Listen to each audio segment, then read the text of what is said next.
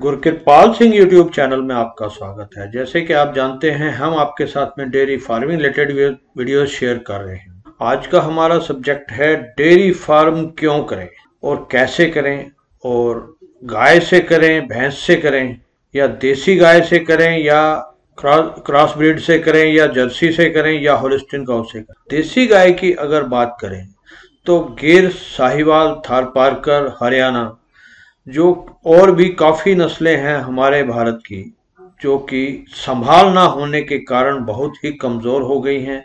यानी कि संभाल ना होने का कारण क्या है? क्या कभी इस पे किसी ने विचार किया है?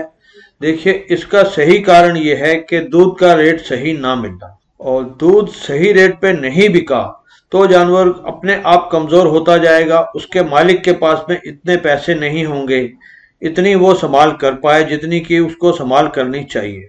उसकी ब्रीड पे काम करना हो तो पैसे की जरूरत है, बुल खरीद के लाना है तो पैसे की जरूरत है, शेड बनाना है तो पैसे की जरूरत है। लेकिन दूध का रेट, जो कि अगर मार्केट में ट्राई किया जाए तो देसी गाय का दूध का रेट जो रूरल के अंदर देखा जाए तो पानी के रेट से भी कम मिलता है।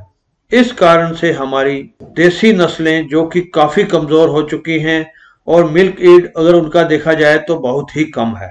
दूसरी बात, सन 70 से 80 के दशक के अंदर जो मेल काफ यानी कि बैल होते थे, इनकी बहुत अच्छी रेट होती थी और बहुत ही अच्छे रेट में बिक जाते थे। तो देसी गाय का जो बैल है, जो कि बैल बनकर अपने खेत जोतते थे, इनकी बहुत कदर हुआ करती थी। किसी टाइम के अंदर जिसके घर में देसी गाय अगर मेल काफ को जन्म देती थी तो उस घर के अंदर बाजे तक बजाए जाते थे, यानी खुशियां मनाई जाती थी कि इस घर के अंदर बेटे ने जन्म लिया है। और आज की कंडीशन देखें, मशीनरी का युग आने के बाद में बैल खत्म हो गए हैं और इनके बेचारों की कोई कदर नहीं रह गई है। इस वजह से देसी गाय हमारी बहुत कमजोर हो गई है। अगर दूध के ऊपर ही बात करें तो दूध की रेट भी पानी से कम मिलती है, और अगर दूध की बात करें तो इसका दूध 150 दिन से लेके 350 दिन तक दी गई है। लेकिन जो नस्लें दूध कम देती हैं तो उनके जो मेल काफ हैं बहुत ही मजबूत किस्म के, बहुत ही अच्छे भी पैदा करती हैं। इसलिए वो कसर किसी टाइम के अंदर मेल काफ के पैदा होने से निकल जाया करती। आजकल में ऐसा कोई सिस्टम नहीं बचा है। इस वजह से इस गाय को बहुत मार पड़ी है। एचएफ गाय और जर्सी गाय, जो कि इंपोर्टेंट नस्ल है, विदेशी नस्ल, और वो इंडिया में ब्रीड की गई हैं। और एचएफ की अगर बात करें तो एचएफ गाय पंजाब के अंदर जिस पर के ब्रीड पे ऊपर काम किया गया है, वहां पे 80 लीटर तक पहुंच चुकी है। 3% से लेकर के 4.5% तक फैट पाई जाती। और जर्सी गाय की अगर बात करें तो ये 40 लीटर पर डे दूध देने वाली पंजाब के अंदर देखी जाती है। और इसकी फैट परसेंट की बात करें तो 4.5 से 5.5 या 6% तक भी पाया जाता है। और जर्सी गाय एचएफ गाय के मुकाबले में काफी कम खाती है और दूध अच्छा देती है, और दूध इसका एचएफ गाय के मुकाबले में काफी गाढ़ा होता है। अब तीसरी बात यह है कि अगर भैंस के ऊपर काम किया जाए तो हमारे भारत के अंदर मुर्रा, बन्नी, मेहसाना, जाफराबादी या गिर जाफराबादी जिसको बोला जाता है, मुर्रा, बन्नी और मेहसाना, ये तीनों ही सिमिलर होती हैं। इनमें कोई खास फर्क नहीं पाया जाता। मुर्रा जो हरियाणा और पंजाब में पाई जाती है, बन्नी कच्छ गुजरात में पाई जाती है, और मेहसाना भी गुजरात के मेहसाना एरिया के अंदर पाई जाती है। और ये नियर अबाउट एक जैसी होती हैं। मुर्रा भैंस की अगर बात करें तो इसका दूध 10 लीटर से लेकर के और 30, 32 या 34 लीटर तक भी कंपटीशन वाली बफेलो देखी गई है।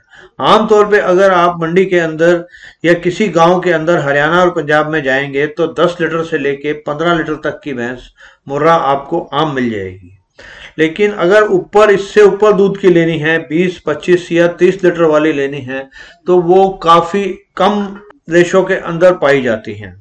उसको मिलना काफी मुश्किल होता है। और इसके दूध की अगर फैट की बात करें तो 6% से लेके 8, 8.5% तक पाया जाता है। और जाफराबादी की अगर बात करें, या गिर जाफराबादी जिसको बोला जाता है, ये गुजरात के काठियावाड़, अमरेली, जूनागढ़, पोरबंदर, इन एरियो में पाई जाती है। इसकी भी ब्रीड पे काम बहुत कम हुआ है या नहीं के बराबर हुआ है।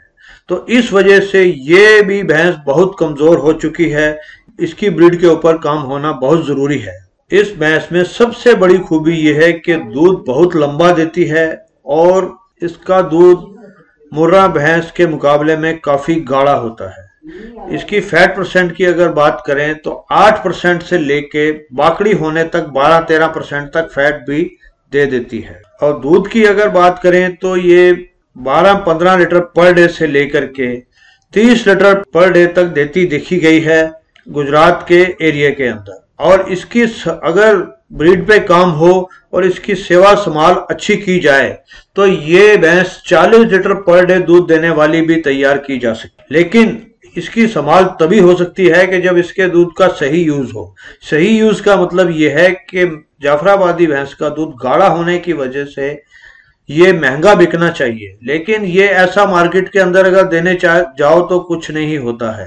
जाफराबादी भैंस अगर आप रखते हैं तो इसके लिए साथ में अगर आप मिल्क प्रोडक्ट पे काम करेंगे तो आपको काफी अच्छे रेट मिलेंगे, क्योंकि इसका खोया, घी, दूध जो भी इसके प्रोडक्ट बनेंगे वो काफी ज्यादा मात्रा के अंदर बनेंगे, तो इसलिए दूध का रेट भी हमें अच्छा मिलेगा। तो दोस्तों, आज का वीडियो आपको कैसा लगा कमेंट सेक्शन में पोस्ट करें। और अगर आपकी भी कोई समस्या है या कोई भी आप सवाल पूछना चाहते हैं डेयरी फार्मिंग रिलेटेड तो आप कमेंट सेक्शन में पोस्ट करें, तो मैं आने वाले वीडियोस के अंदर उनके जवाब देने की कोशिश करूंगा। धन्यवाद।